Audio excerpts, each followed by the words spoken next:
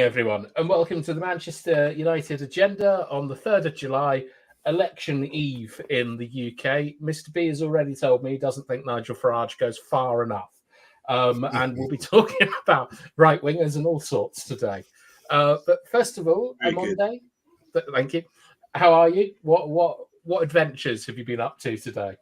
Adventures of going to work, and also I want to shout out everyone in Jamaica and the Caribbean right now, because this big Hurricane Beryl is coming through right as we speak, and I hope everyone stays safe and is protected.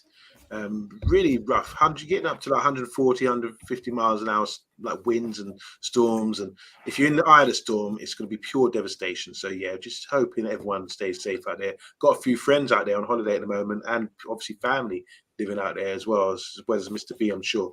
So yes, stay safe, everyone. Oh, well, rather sombre start to the show. Mr. B, you're always a ray of sunshine. Can you lighten our day? Yep, I've done absolutely nothing. I was back at home after a hard day's work at 11:37. I've spent the last 4 hours eating, so I don't have to be rushed, and I've had no alcohol, so my mouth will not be foul today. Oh, that's a disappointment. I'll like a dirty mouth. All right, should we see who we got in the comments before we start the show? Before we do, 11:37. No. Yeah. Unbelievable. Yeah. I like how specific it is. You looked at your clock and were like, yeah. It's time to get the eating on. Over the moon, boy. Over the moon. Oh, what a beautiful summer that is. And we got Stephanie Griffiths, who posted this at 20 to 6. So she starts her shift of just being in every United channel very early. And we got Vincent. Hello, Vincent, my friend. I hope you're well. And we've also got Andrew, who's popped in. Hello, Andrew. Nice and early today. Look at this stranger. It's Yali Malman. I already hit the like. Now I want a cookie. I hope you're all well. No carbs, Yali. And Bilal has liked already as well. I hate begging for likes. Beg. We got beg. I will not beg. No matter how many times a handsome man asks me, I'm not begging. Hit the likes, guys, I'm begging. Sorry? I said, hit the likes, guys, I'm begging.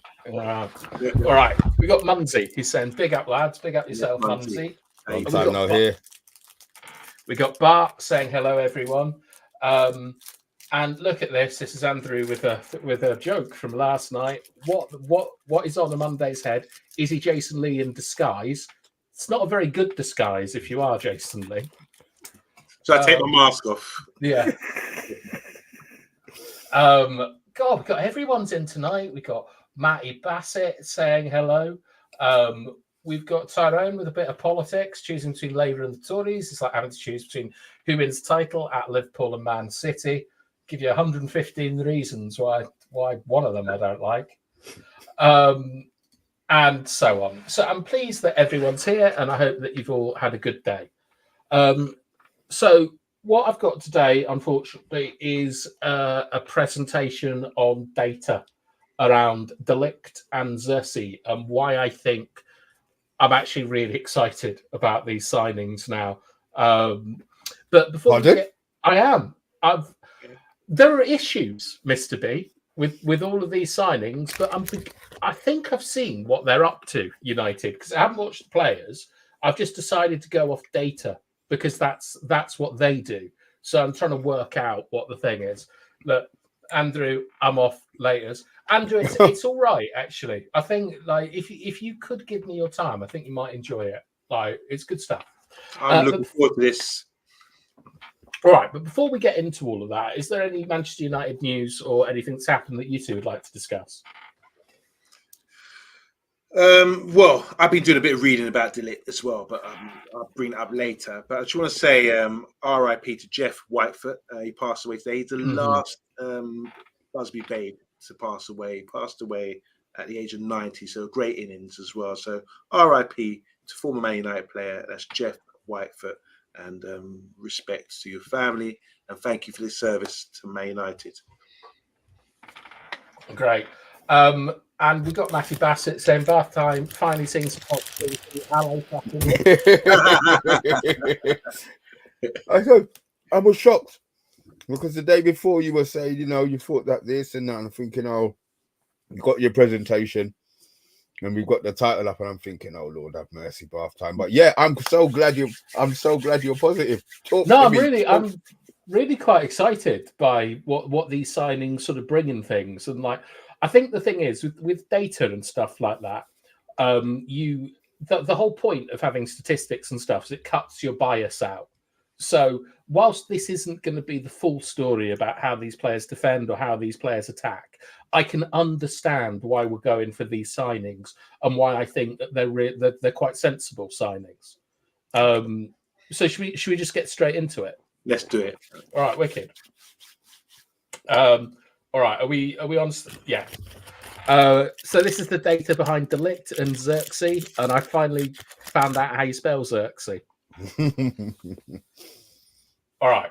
First of all, this is DeLIGT, and this is what he's been up to this season. So you've got a sort of a wheel here that shows you all the stuff that they're at, and essentially what this says is that he's a sensational passer. Like he's probably the best in the world that I can find at being able to break lines. Like if you think Ligt Martinez is a good passer, this guy's levels above him. The big concern is heading. He is below average for heading for a centre back, and that's a worry. But as I say, this data is from Bayern, and Bayern dominate their teams. They don't get, they're not dealing with a lot of offensive actions to defend. Exactly. So yeah, so it's like you kind of have to take this with a pinch of salt. But from the data, we're looking at someone who is brilliant at progressing the ball. And this will hopefully help Anana. It'll help the midfielders receiving and so on. It's a definite passing out from the back kind of signing. All right. Just to add to that, yeah, I was reading today. Obviously, I'm just going to throw in my 2 cents on this. When he was at Ajax, obviously he became one of the youngest captains there. But when he started at Ajax as a midfielder, he was put into midfield. As you know, they rotate positions, total football. But he's put into midfield so he can learn about receiving the ball and learn about doing a 360 scan and receiving the ball in tighter areas, as they do at Ajax in the academy. So that's how his passing has developed so much at such a young age. And to be a captain he's captain by Ten Hag at such a young age as well, and put into midfield at a young age. And obviously he's reverted back to centre back, which is probably our most ideal position. But he did play many games for Ajax in the beginning at 17, 18 years old, as one of the youngest debutants at Ajax in a midfield role, which is not his main role, but as a number 6. So receiving the ball in certain areas and be able to scan, pick it up on the half turn, play football, pass it out. And that's how he's become such a good player. And this is probably why evidenced by his passing stats here. Brilliant. I think that's really important, actually, played as a midfielder, because Ten Hag does really weird things with the centre backs. We've shown it on the eye test. We've talked about it before. They play high and wide in front of the ball a lot of the time. So being able to receive the ball from many different angles, receiving it under pressure, and being able to combine with the fullback and the pivot, it's wild that that's what a Ten Hag centre back needs. But this guy, I think, is able to do it. Mr. B, looking at this, is this just bollocks and stuff, or? Let's look. I know he wants his centre backs to be able to pass. That was an issue that you and Monday brought up about Varane. Mm-hmm. Maybe I was a bit ignorant to his name, but system-wise, you need both players to be able to do both things. So we've already got Ligt on that side, who we know can pass with his wonder of a left foot. If we get a right-footed player, then it doesn't matter where it goes in regards to balance of the team. It's not always going to go to Ligt. They might not be able to close down the DeLIGT now. And the fact that he played in midfield means that he may be able to beat the press of the forward coming into him, So there's loads of different advantages to it. Look, I was happy that we were signing him anyway. And I said that I would rather see stats in certain areas. Obviously, the passing, we're not going to dominate the game. And obviously when you was talking about the headers, I'm thinking, oh shit, he's that tall but can't header. But they're not under pressure, as you said, they're not under pressure. So that's sort of swayed me more to thinking, okay, then it is something that we need. I mean, they talk about pace. I meant to show you. I saw a clip of him up against Mbappe, and did you see it? No, I'm just thinking Amrabat. Well, you know what? To be fair, yeah, maybe I need to see 2 clips instead of the one where Amrabat chased him down the pitch. But you know, if it's over a few yards, he doesn't look that much of a slouch. People are saying he's slow. I have no idea what slow is. You know, he can't be Maguire slow, and he can't be Casemiro slow. Just going back to the passing as well. I mean, what's really important? I've been reading about DeLIGT as well today. So he's a student of the game. He wants to be the best, and he's read Sol Campbell's autobiography, Mertesacker, and John Terry as well. And John Terry obviously can spray balls with both feet. Well. But somebody who I think hopefully would remind me of when we see Virgil van Dijk, his delivery, his passing out of his feet, short, long range passing, is very clinical, very good. But Ronald Koeman, the current manager of the Dutch national squad, who's not playing him, but if you talk about passing and long range drilling passes, 50, 60 yards, drilling in free kicks, all that kind of thing, he's got that in the locker. So it seems to be a Dutch thing where passing out the back is a key attribute to have. And this is why probably he's been moved around, shuffled around, and played in midfield a lot of the time. So I like his attitude. He's got big character. And last thing I'm going to say about him, not referring to his passing, but he's in front of 100,000 Ajax fans. He grabbed the mic at 17, 18 years old after winning the title and really gave a great speech, a rousing speech. And to do that at 18 years old as captain, that speaks volumes about the man. But yeah, I mean, I'm more concerned about the percentage of headers won than his freestyling abilities. And Mr. B, you're kind of half right in what you say that, like, because these are for Bayern and things, he's not going to be defending as much. But that headers won percentage is below average, and it's a concern for me. But on the plus side, when you are trying to beat a press, you want the pitch to be as wide as possible, and you want that press not to be narrow. So if you have him on one side and Leacher on the other, you've gone a very long way to breaking down a lot of presses because they can both progress the ball well from either side, and it makes our team a bit more multifunctional. But we need to look at the comments. And Tyrone is saying he signed DeLIGT on Football Manager. He was a good investment. Okay. DeLIGT kept out of the Bayern team by Eric Dyer. Zirkzee out of the Dutch team by Wout Weghorst. End of argument. I agree. That is worrying, to be honest. But from what I saw of DeLIGT, he was partnered with Eric Dyer against Arsenal in the Champions League. So it's not like he was dropped or something or anything like that. All right. Andrew said he's very good on the ball, but as usual, Darius does not understand what the job of a centre-back is. I'm so sorry, Andrew. But like I said, I'm too Zirkzee for Ten Hag. Is DeLIGT built for the intensity of the Premier League? That's a good one, Bart. And we have some more stats to look at. Retro77 is saying DeLIGT will come good for us. Bayern fans in turmoil. Petition for him not to leave.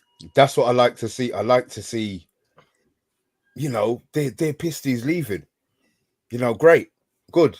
It's got nothing to do. You know, obviously they might own whatever they want in the club, but that petition ain't working.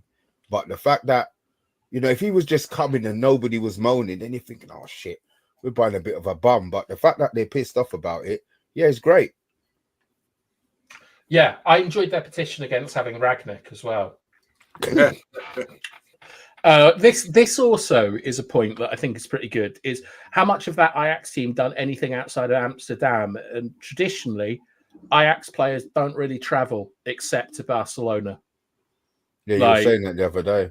Yeah, you'll get the odd one, like Overmars, who will sort of do well outside. But for every Overmars, you got a Borjan Kirkic or whatever he was called.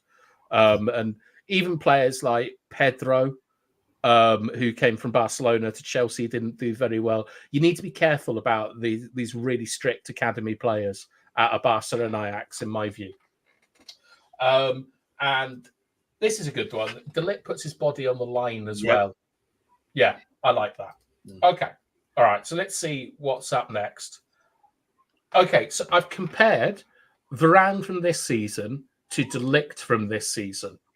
The purple area is like what we consider the floor of the of these players would be, and obviously the blue area is where he's going to improve the defense, and the red area is where we need to make things up. Okay. Very hard to see the detail of what's been said, the attributes. So passing, passing at 12 o'clock, 1 o'clock, percentage of dribbles. Okay, do you want me to go through it, Amanda? Yeah, thanks a lot. All right, so midday we have passing. All right, DeLIGT is better at passing the football. Percentage of dribblers tackled is about the same, and it's about average. The interceptions and the pressures per defensive action for tackles are both quite low. Blocks are both quite low. Clearances are very high from Varane, and fouls, which is never necessarily a bad thing, are very high from Varane. Headers won. Now, DeLIGT wins more headers, but the percentage of headers won, Rafael Varane is elite at this. So what we can see from this, right, is that his heading is a big issue, and that in terms of defending in the box, which is clearances and blocks, Varane looks to be better. But as I say, this is Bayern comparing to Manchester United, so Varane's going to have more to do. But just based off stats, he is not as good a box defender as Rafael Varane is. Like that's what they would suggest to me. Okay. So I've also looked at him compared to Harry. And Harry is an excellent box defender. I think we can all agree on that. Yeah. Right? So like Maguire is utterly elite and probably one of the best, if not the best in the world at heading a football and winning headers. I don't think anyone has any issues with that. His passing is nowhere near as good as I thought it was going to be. He's passing shit. Yeah, it's not that great, is it, here, in terms of sort of like getting the ball forward and the percentage of progressive passes. All he does is kick the ball out of play, man. Yeah, that's good. God, but I'm listening. All right. Maguire also isn't very good dribblers tackled. And this traditionally correlates with defending channels, right? So that means defending in wider areas. So Maguire is good in the centre, but isn't great out in wide areas.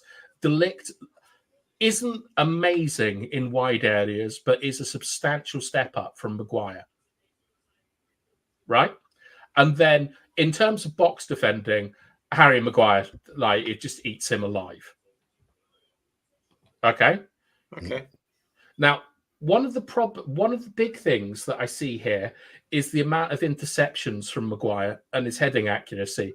I know that everyone believes that playing in a high line is only about pace. Playing in a high line is about pressure on the ball and being able to intercept and win headers. I think Maguire looks like he is a better player in a high line than DeLIGT off this.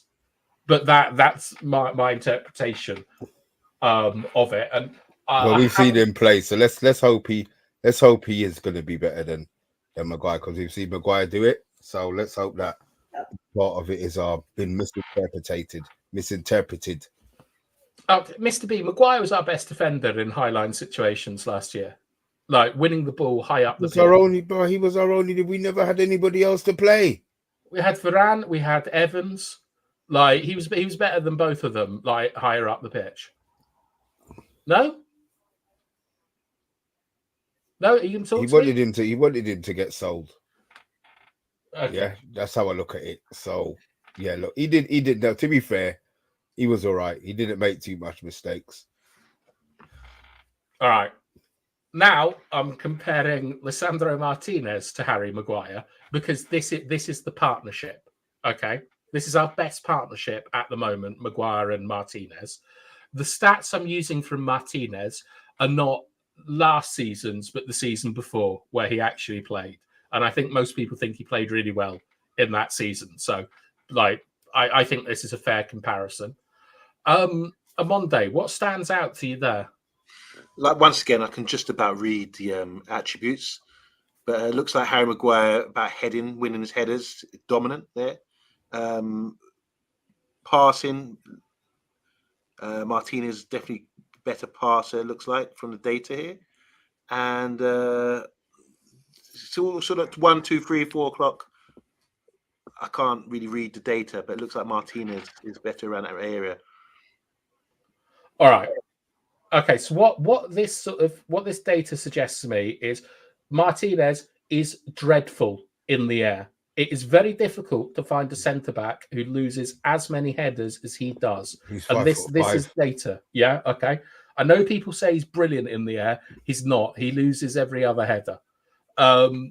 But what he is absolutely superb at is sticking to his man, like harassing them, not letting them turn, things like that. So he's decent defending in the channels, and he's extremely good at applying pressure to players. Maguire isn't good at this, and they're both very good box defenders, with the exception of Martinez's heading. So this is the partnership, and I think it's too imbalanced. Like, one player is very good at like heading the ball in Maguire, one player is very bad at it. One player is very good at applying pressure to people running at them in wide areas and so on. The other one is awful, but they're both quite good at defending in the box. So I don't think that this is I think this is too extreme a partnership. Yeah, fair enough. Fair enough. Okay. So we're thinking about DeLIGT and Martinez going forward. So Yeah. yeah, I can see where you're going with this.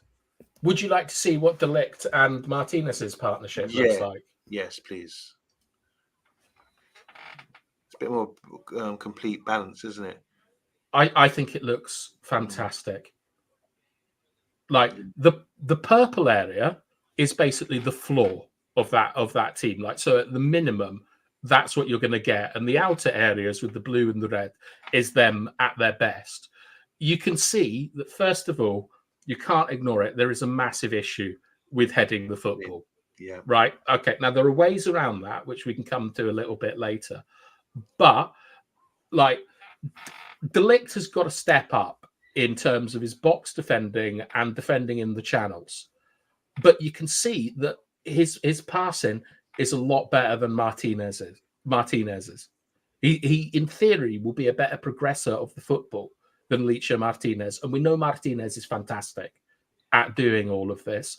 I think they complement each other really, really well, and I can see that this, to me, looks like a more balanced partnership than Maguire and Martinez would ever be. I'm gonna simplify this. Okay. Is it because well, look, just you see the shape of what you've got? Is it more complete because they're covering more spaces in regards to them being high points, like the progressive passes are 5.6, and whatever it is on the other side is 1.5. Does that mean that because it's more filling out the whole of this graph, that it's a more complete balance? Because obviously the Maguire one, there was sort of juts out and certain areas weren't being covered. Yeah, you can see it doesn't look as circular. Is that a simple way of doing it, or is that too simple? Kind of. So, like, where you see the overlap between Maguire and Martinez is what that partnership will be really, really good at. Okay, and they're average at progressing the ball together. Okay, the purple bit. So we're not really breaking lines with these two consistently, but you can see with clearances, blocks, and interceptions, we're good defending around the box and just a little bit in front of it.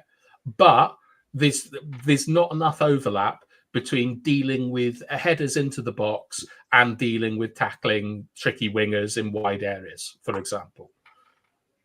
When you look at DeLIGT and Martinez together, okay, they're good at clearing their lines. They're extremely good at passing the ball and getting it out, and they're better at dealing with dribblers, like as a sort of unit.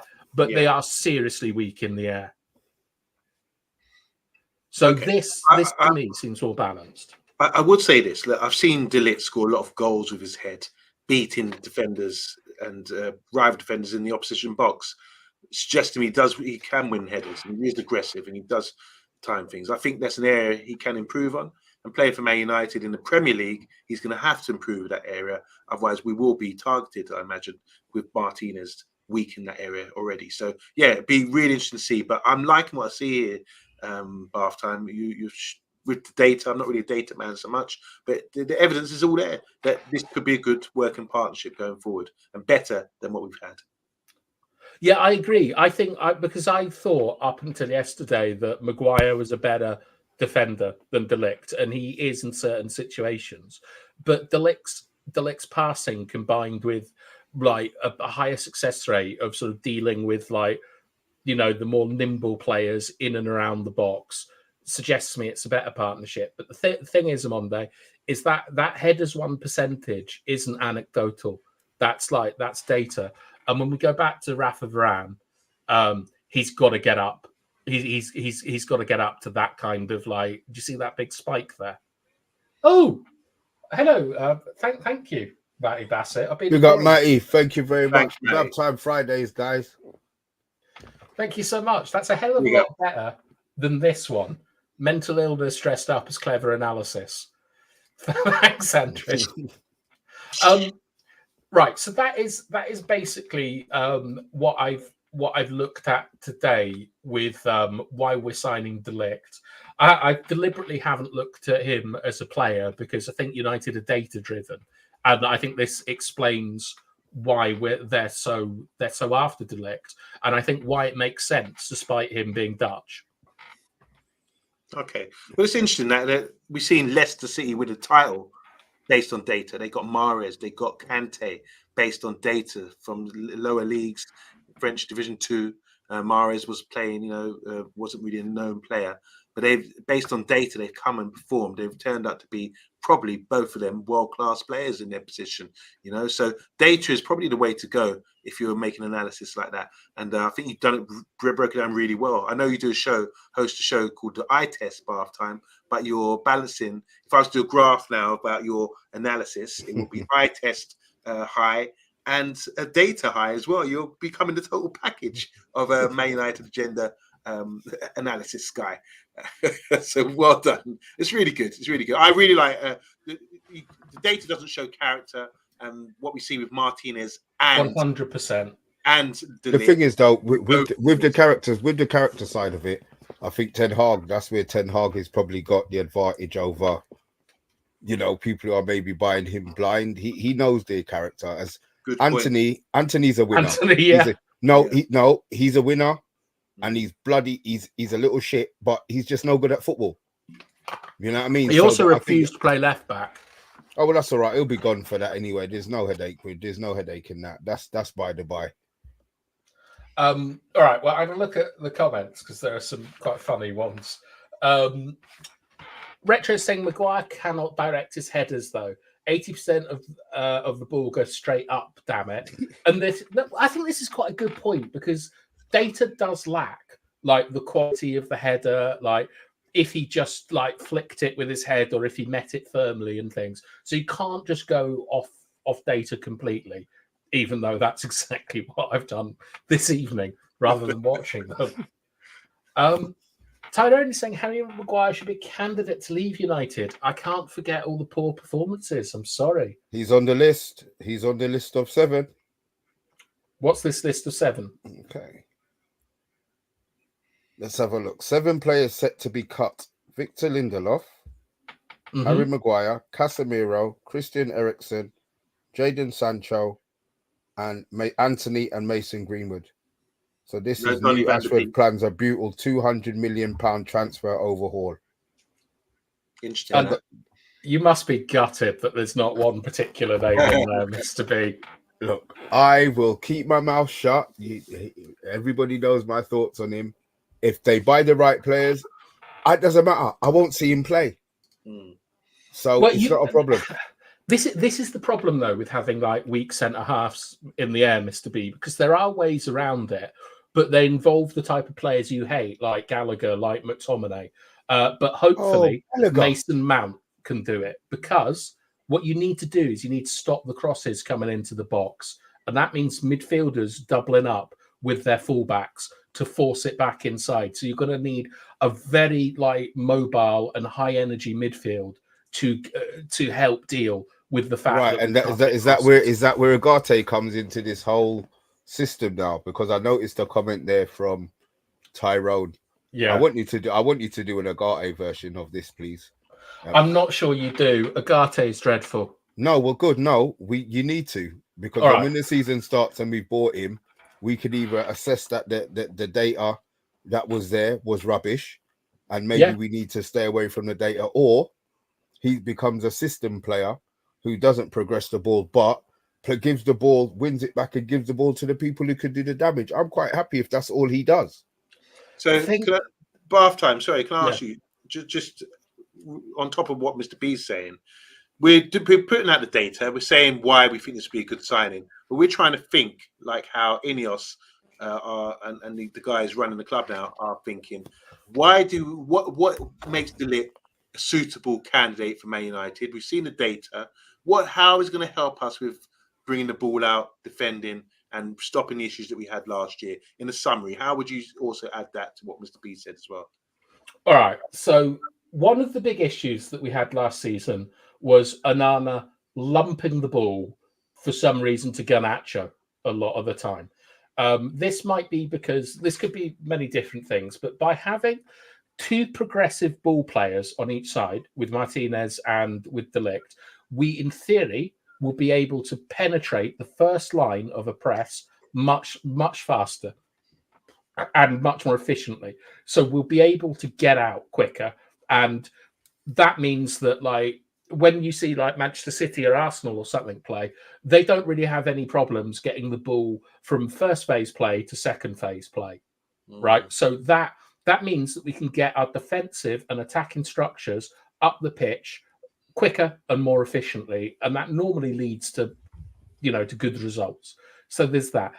Secondly, because of his ability to defend in channels, it means that we're probably able to get more compact in the center of the pitch and allow him to go out the way Rafa Varane we hoped would do and duel in wide areas. Like if you remember Rashford and Upamecano and stuff like that. But there's also the business side of things where the deal makes sense at the price. He's reducing his wages. He's young, and he fits into the sort of Dutch mentality that the club are now getting. With someone like Branthwaite, he's played in Holland, but the cost is prohibitive. He's untested at Champions League level. DeLIGT's played a couple of semi-finals, and he's played in his national team, so he might have the character to handle Manchester United a lot better than Branthwaite. But I mean, you could have said the same about Wayne Rooney.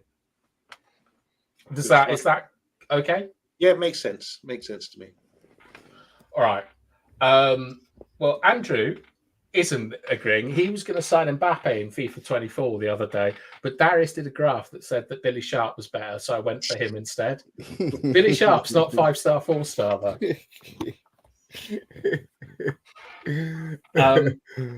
Look at this. Agile Beast is also saying that we shouldn't really listen to the data because the quality of heading that Maguire is doing is really bad.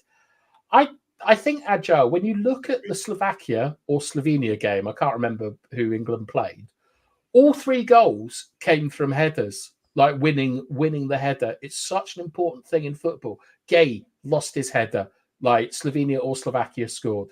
Gay won his header, gave Bellingham the opportunity to do that extraordinary overhead.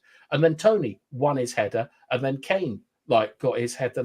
Heading the ball is far more important than people seem to make out. It's crucial.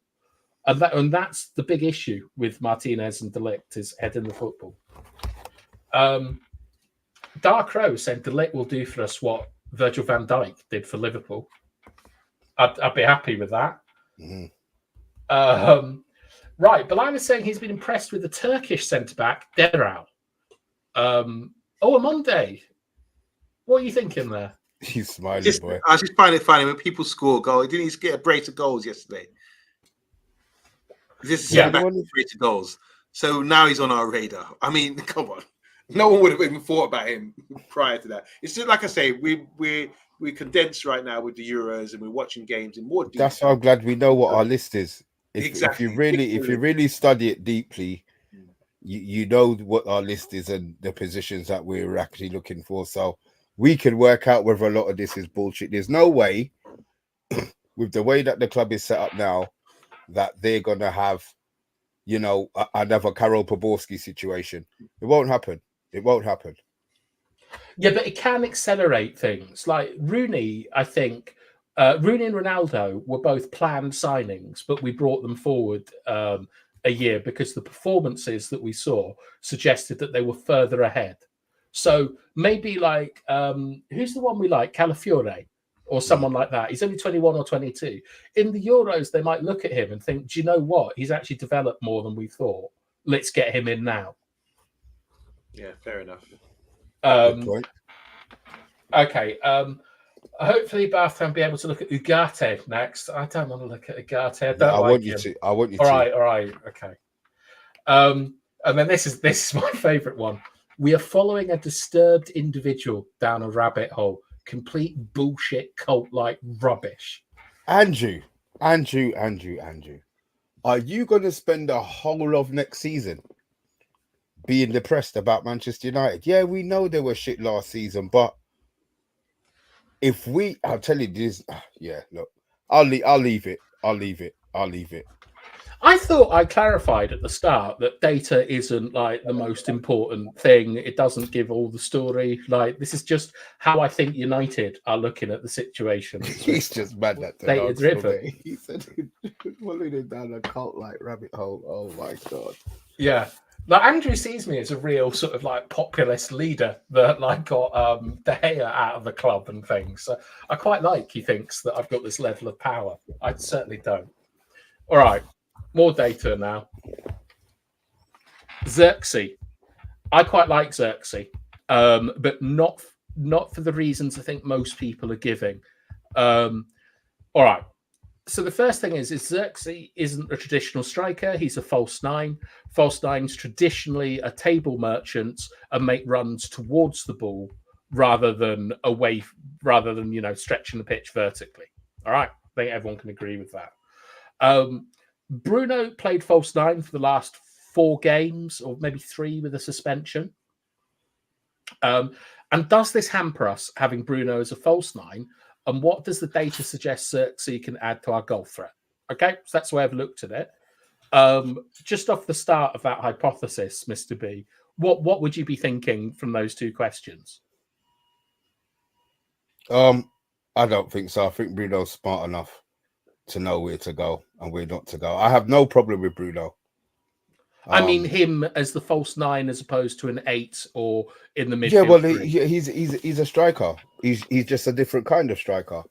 I think the fact that we played the last however much games with Bruno in the false 9 position means that there's something that maybe the club can work forward to. Maybe this is what they're looking forward to. We know that what's his name? Højlund isn't going to run backwards. He wants to run forwards. 2 completely different strikers. So I have no problem with if this is the type of No, that's not what I mean. What I mean, I'm not talking about like it does a false 9 hamper us. I'm saying does having Bruno as the false 9, do we lose too much? Yeah. Bruno? Oh, sorry, yeah, 100%. Okay. I want Bruno. Yeah, 100. Sorry, I waffled. Sorry. You made me talk for a couple of minutes on shit and then I got a 2-second answer. You could have just told me to shut up. And I didn't want to interrupt because I thought no,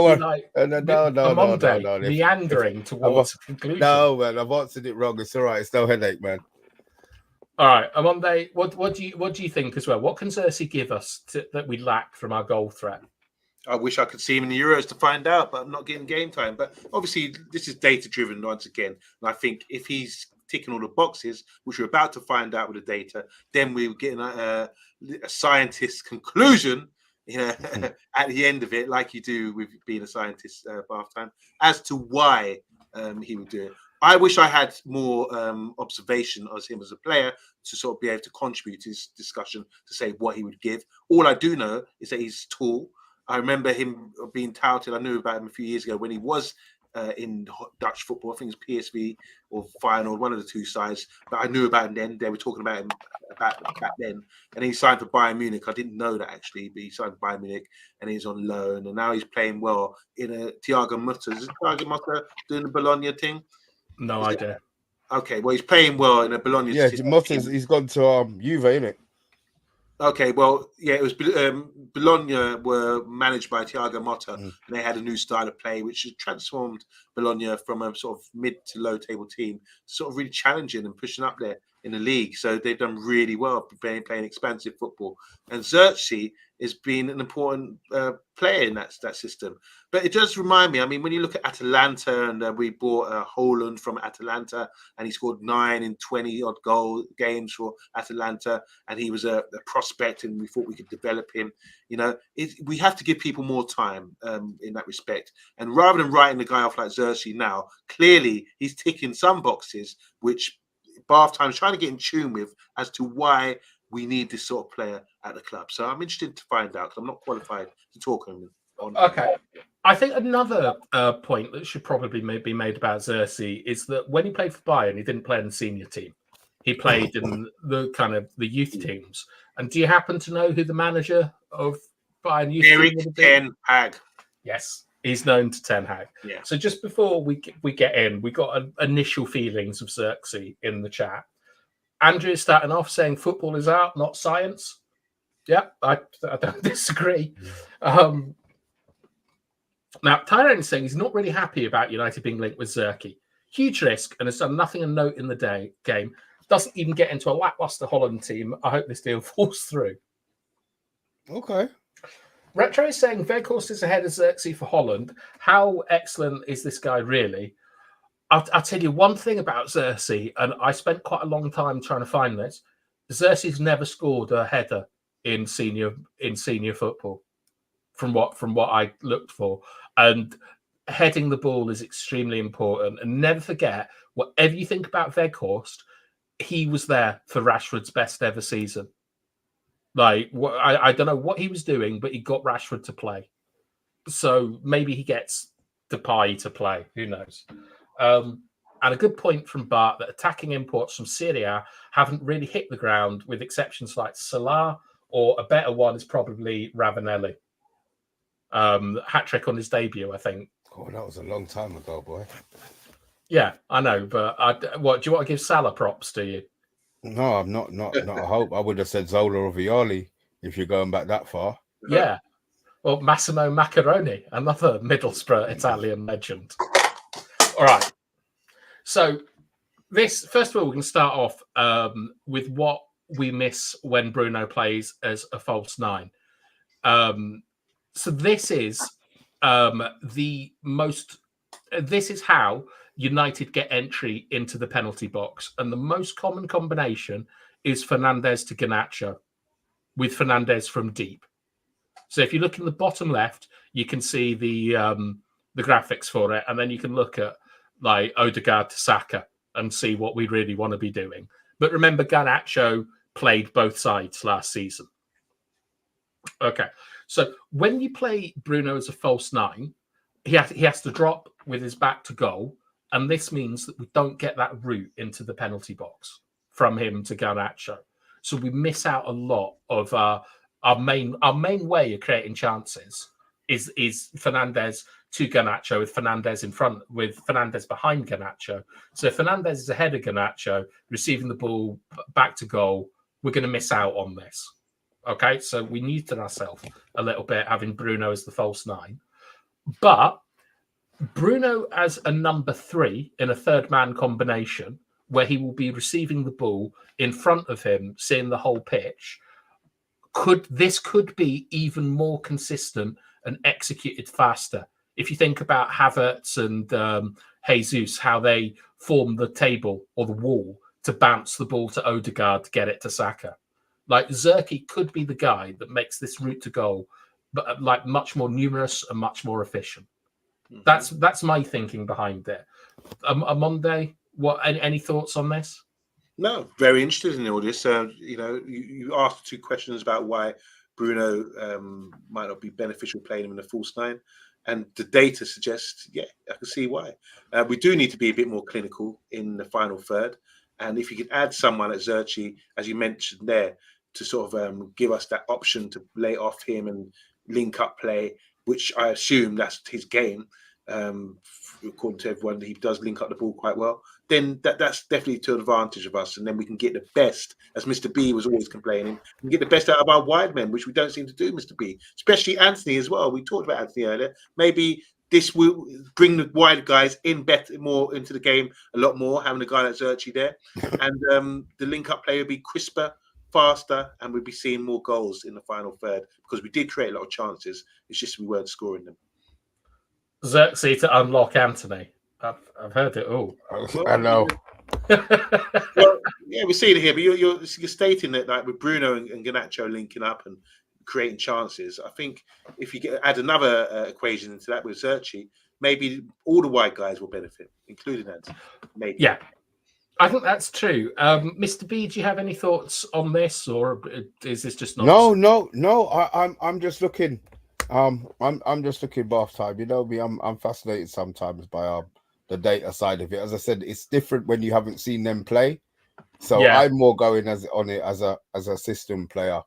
And I think I understand what they want to happen if he plays, but they've spent £70 million on Højlund. So, you know, at some stage, I would love to see them maybe both play together. I know it wouldn't be anything that would be starting in a game, but just to know that they're not going to be completely separate on the pitch. I don't know about that, Mr. B. I've got more graphics. So okay. I want to start off with Garnacho. Okay.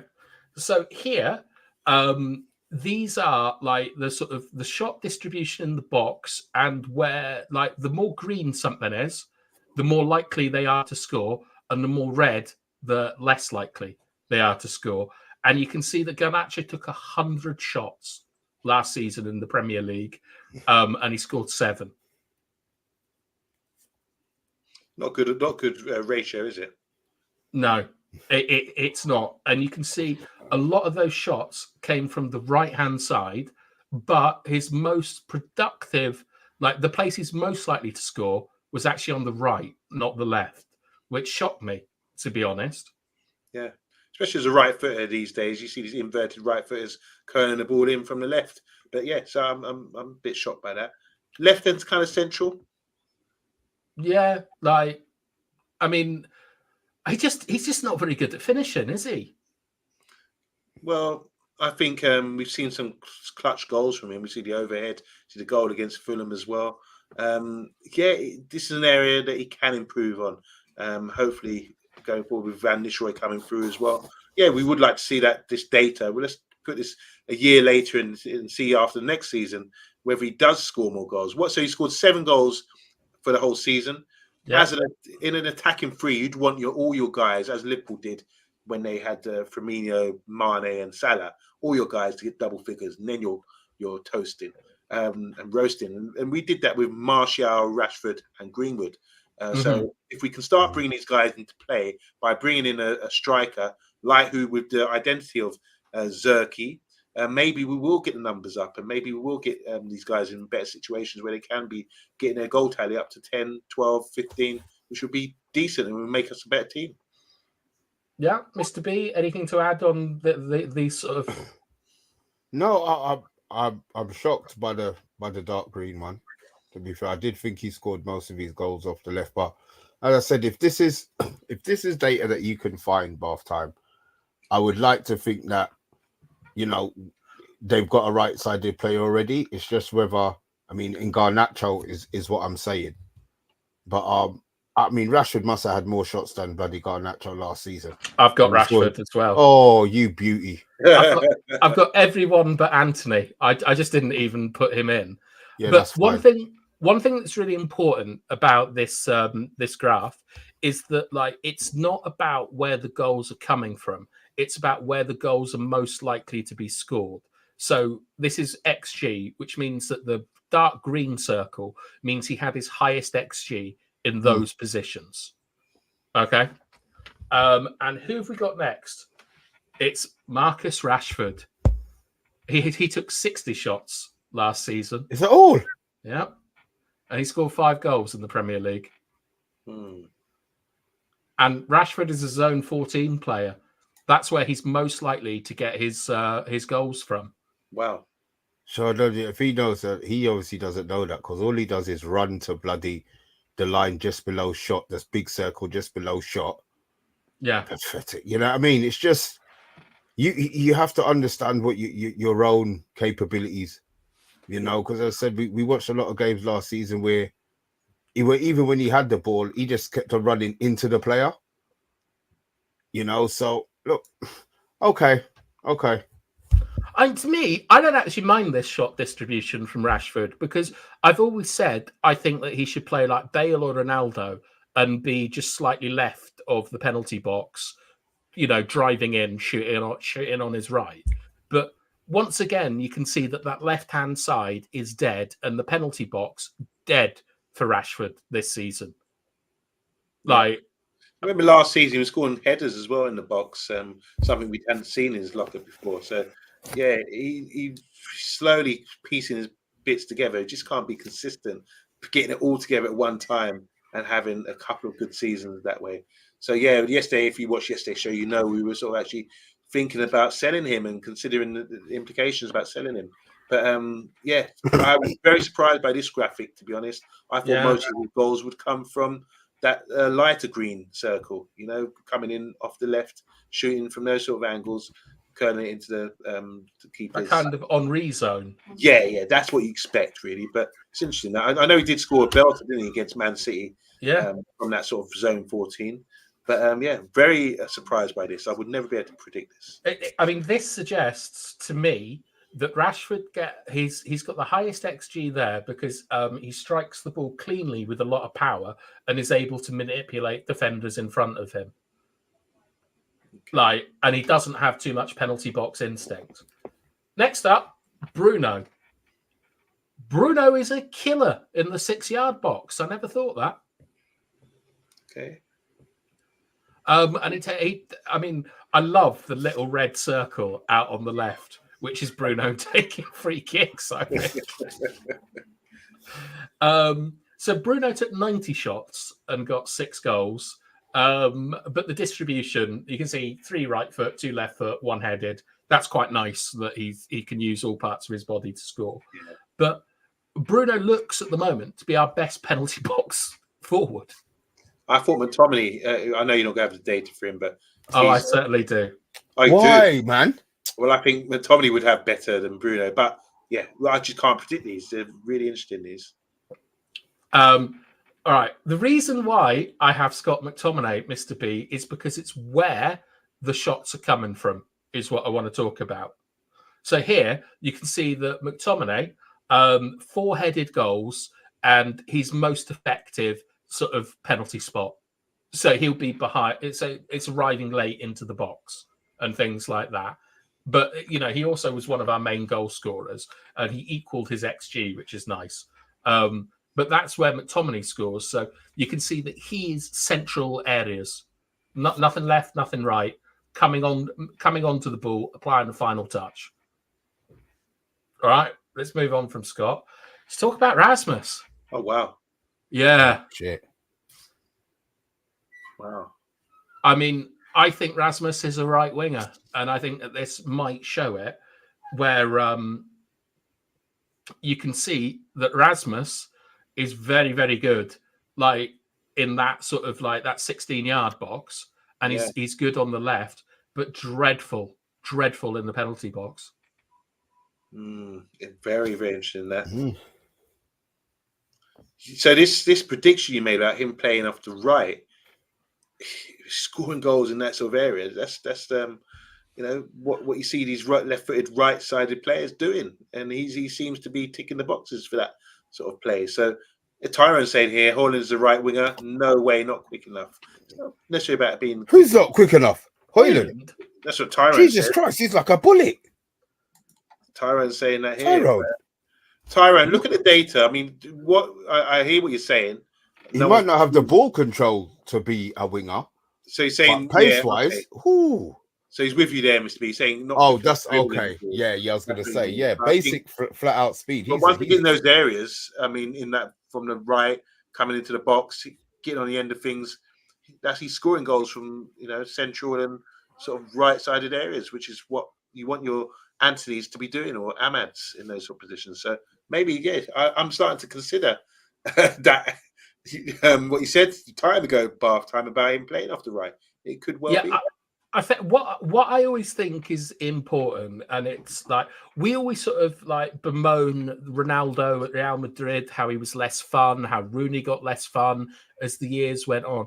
What the top clubs do is they put their players in the most likely position to score.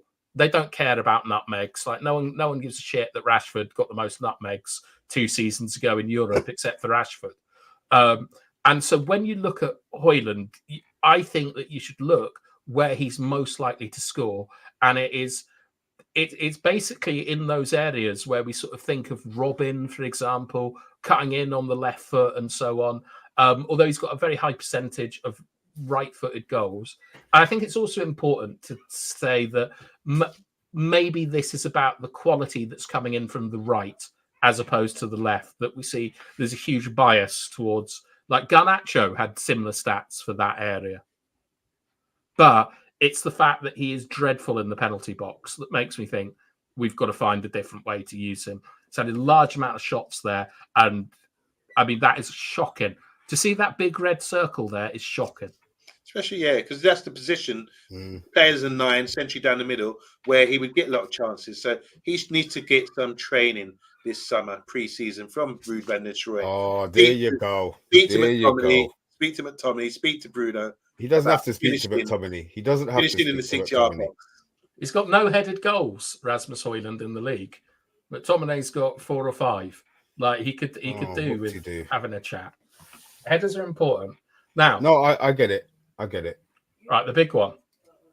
This is Zirkzee at Bologna. The first thing is, do you see that left-hand side? Yeah. You see, right? Let's go and look at all the others. Left. He's filling in gaps, man. They're filling in gaps. Right. Okay. He's a better penalty box striker than Rasmus, and he does all score across with the 6 yard. Yeah, he doesn't score with his head. He's the best. But you can see right foot, left foot, 5 goals, slightly above his XG. But the fact that he gets most of his goals from that left-hand side of the box, and we look back at it again, nothing from Rasmus, nothing from Scott, nothing from Bruno, nothing from Marcus, nothing from Alejandro. The Garnacho and Rashford, I would expect better from that side of the pitch. But yeah, that's. Would you? But you saw them play on that side of the pitch. I don't expect nothing from them on that side of the pitch. Yeah, if for that someone in that position, you expect them to score their goals from. No, and this is the point I'm making. It's not a surprise to see how bad they were in that position because we saw them. We saw them in that position. How much time did we? Oh God! Let's not forget. Okay, no, for sure. But I think ideally, if everyone's on good form, and they are delivering, then we would expect to see, right, we're playing in the final third now. We're trying to open up chances, as we showed with the graphics with Bruno and Garnacho earlier. And now we bring this guy Zirkzee into the effect. And now we've got more opportunities of scoring from the left. We've got Rasmus, who can score from the right, and then we've got McTominay, box player, coming in. And we've got someone like Bruno and Rashford, who can score from zone 14, just outside the box. So I think we've got covering all bases here and ticking all boxes to give us more opportunity to score goals, which is the whole point, how you win games. Yeah, I think Amonde, like this has to be really looked at here with Garnacho. Like 100 shots, all of them coming from this area here, let's call it the left-hand side half space. That has to be dramatically improved. Like that is ridiculous. Like he's sorry, I envisaged him. We're getting the ball, jockeying, and in those sort of areas where the big orange circle is, getting in those areas, jockeying, and shooting. Trying to place the ball, or not much power. He's still quite a small little guy. So yeah, I'm surprised by this, but it's definitely an area that they should be training him on if they're doing this stat-based sort of analysis. And also, like Zirkzee is going to give the option there. Like no one is scoring from that left-hand side, and it might be a lack of channel runs. But to me, it screams a man not pulling off your man at the far post. This was last season, right? What for Zirkzee? No, for all of the players that you had here, was this the average for last season? Every player. Do you think Shaw not overlapping has a big issue? The fact that nobody from our team scores from the left. I don't know, because Shaw's not a consistent assister of goals. No, I'm not even saying he's an assister, but what he does, he will drag. Yeah, he'll give them more time. Yeah, he will drag. He would give. Yeah, he would give the defenders more things to think about. Even if they don't track his run, they have to look at his run and be aware. Maybe the ball's coming to him. Whereas last season we didn't have anybody going past Marcus on that side. Whoever was playing on the left-hand side. Do you think that has a part to do with it? Not for Garnacho, because Garnacho's taken a lot of shots from this area. Like that's where most of his shots are coming from. So I don't know if having Shaw there means that he has a higher quality opportunities, but it's not stopping him from shooting. Okay. And Rashford isn't taking shots from there. Rashford isn't shooting. What's the point? Yeah, it's really weird. Like the amount of shots Rashford has taken has gone down a lot, and he's not using his left foot anymore, and he's not getting headers. Like really odd, like how Marcus's sort of performances have changed. Yeah. So I don't know, but what I think is probably more interesting, Mr. B, is that there is nothing coming from the right-hand side to the left. So it might. I've been very disappointed with Diego Dalot in the Euros, and my thoughts on Wan-Bissaka. These are the guys that are meant to be providing the crosses. Bruno from the half space, like the amount of Bruno, nothing there. McTominay, probably our best aerial threat in the box. Nothing at that back post. Like nothing from Rasmus at either of the back posts. And then Zirkzee. 6'3", 6'4", 6'4". Yeah, he's even with his presence, he's going to drag people with him. Even if he makes a move or whatever, has move in the box or works the channels, he's going to definitely attract defenders with him. So it will be interesting whether people, might open up space for others as well. Guys in the comments are really going off on this one. All right, well, I'll do my conclusion. Can you start some comments for me? For sure. So this is what I came up with for Zirkzee and what the data would suggest. So this is just data, so it's not the complete picture. But I think that he adds a goal scoring dimension to the left hand side, which is completely dead, certainly around the penalty box. I think he allows Bruno to get back to playing that penalty box entry combination. I'm very concerned he's never scored a header in senior football, because it also means things like set pieces, defending the front post. Like we're a team that I think that one of my big issues with Ten Hag is I think that by signing Casemiro, Eriksen, Mount, Martinez, Malacia, Anthony, we've lowered the physical floor of the team needed to compete in the Premier League. Right. Do you know what I mean? And I think that needs to be addressed. And he's going to do other things, and he's going to have faults in his game and stuff. But I think that this here shows why we're looking at him, because he fills in a big problem of scoring in the 6-yard area, especially the left-hand side. Okay. So it's thumbs up. But yeah, he's right-footed for one, isn't he? Well, he scored 5 right-footed goals, 5 left-footed goals. So maybe he's ambidextrous or dexterous or whatever it is. Ambidextrous. I don't think that's the word, but yeah. All right, interesting. Yeah, very interesting. All right, and that was that's what I got up to today. You know what, Martin? It's going to be interesting to see. You see that first time that he scores from the left-hand side, all the people in the chat are going to think, "Oh, bath time." I mean, look, football obviously is moved to that way. We all have different pictures of maybe what Zirkzee is going to do when he comes, or DeLIGT when he comes, but to have, I mean, you when you play, what's that game that you guys always play, man? Championship Manager. That's data driven, unless you physically know the person, like you're gonna buy Ronaldo young or whatever you're gonna do. But a lot of it is data driven, so I'm not gonna say it's not the way to go, and maybe we do need to go down that line. So it's gonna be interesting to see what sort of players we pick up, because obviously our style is gonna change, or it's gonna be. Let's hope it's gonna be improved, and I really hope it's not 3-1-6. Actually, hope it is 3-2 and 5 going forward, where they've got their sense. I hope he's not looking for a better Casemiro, because he feels that Casemiro was the issue when he had to cover 300 yards behind him. You know what I mean? Mm. Well, I think at the start of the show, bath time, he said, "Yeah, it's promising. It's thumbs up for you," and yeah, you've evidenced why.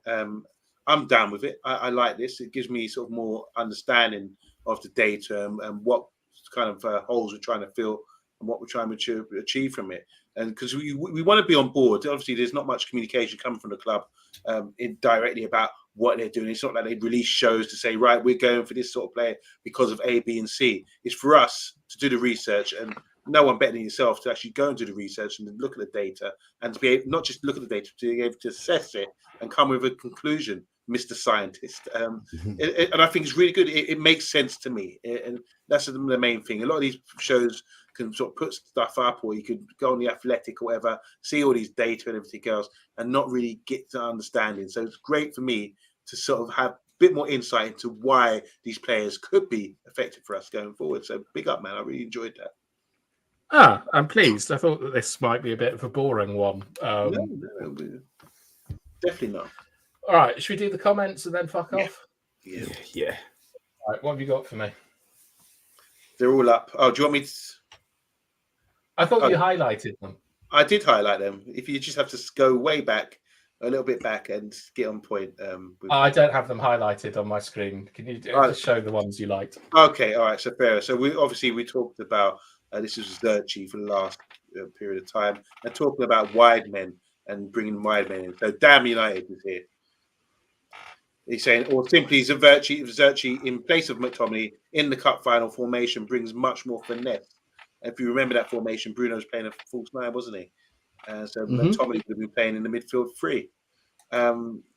There's a good player in Anthony, but I don't know if he realises the potential. Talking about the wide men, how they can contribute. Damn United saying here, lots of different games with different opportunities.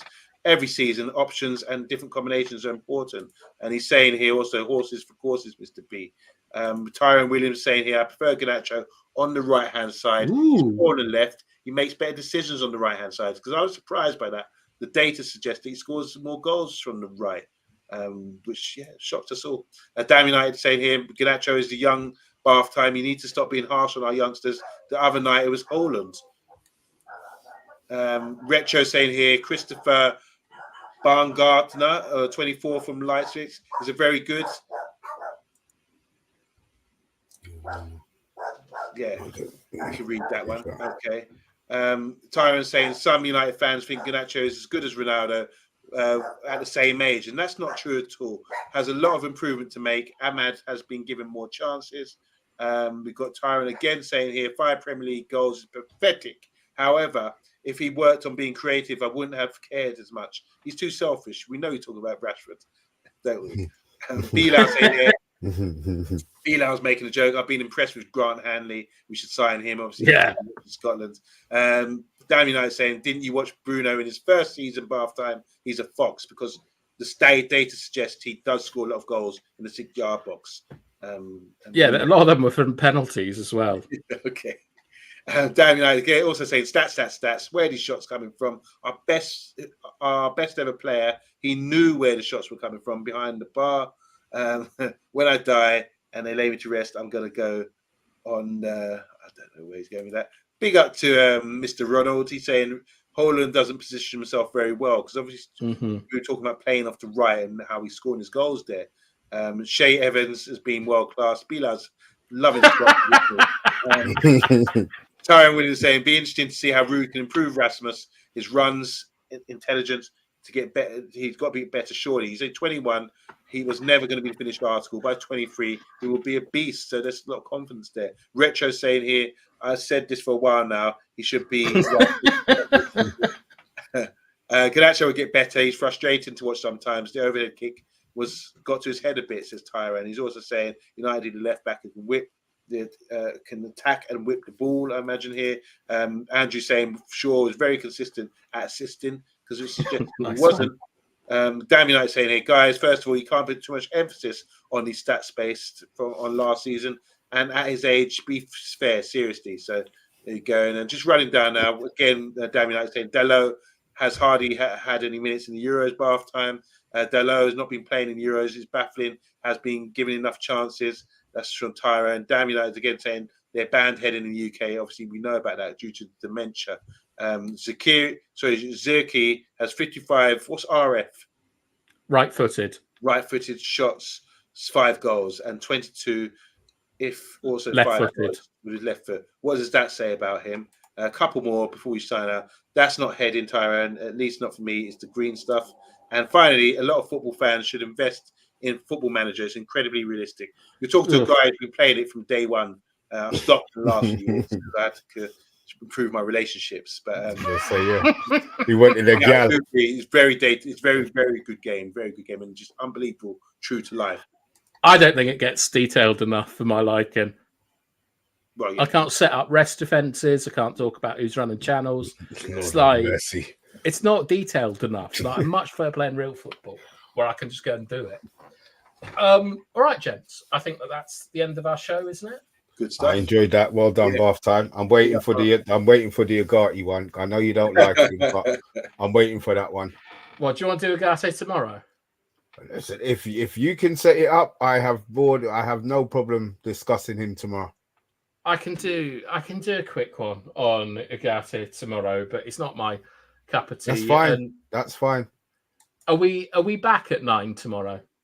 Well, I will be back at 9 tomorrow. I'm hoping that you will be, or I'm going to be sitting down here on my own. Okay, I'll be here as well. Yeah. He's such a dickhead, isn't it? Andrew, what I will say is this.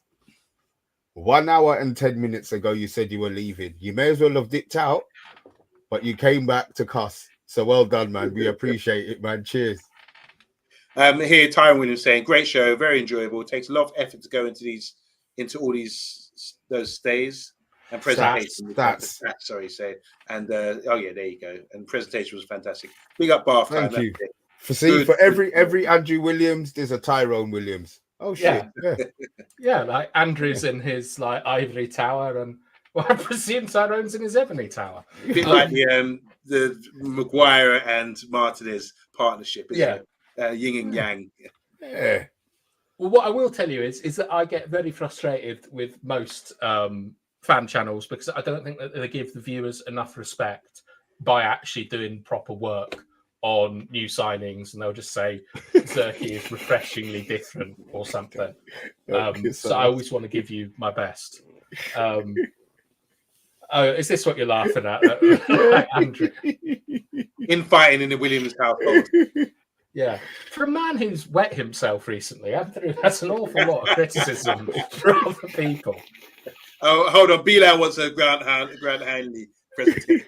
Oh yeah, right. I think Frank Hanley, Conor Gallagher, Harry Winks. Oh God. Okay, and guys, don't forget if Euros is still on. If you want to come on and join us, we've seen who have we seen? Anthony Herbert's come on. We've seen Early doors. Early doors Seen come Hot on. Fuzz. Yeah, Dora's if you been want on. to join us, Tyrone, Damn United, Bilal. If you want to join us for a post-match review, especially with England coming up this against Switzerland, it's gonna be massive, memorable. Oh, we need to plan that show, don't we? Mr. B, you're not Yeah, around. we'll discuss that off here. Don't worry about that. We'll sort something out. Give us a shout if you want to come on. Just let us know in a couple of good days, guys, and we will offer you a link to come on and join us and talk about the England-Switzerland game post-match. Yeah, and if we know you, like, don't worry about a webcam and all that kind of stuff. Like, if you're a regular, you're not going to come on and say naughty words. All right, I think that's the show this evening. It's been a long one. We're back tomorrow. Thanks everyone so much for watching. It's a goodbye from me. And me. Goodbye from me.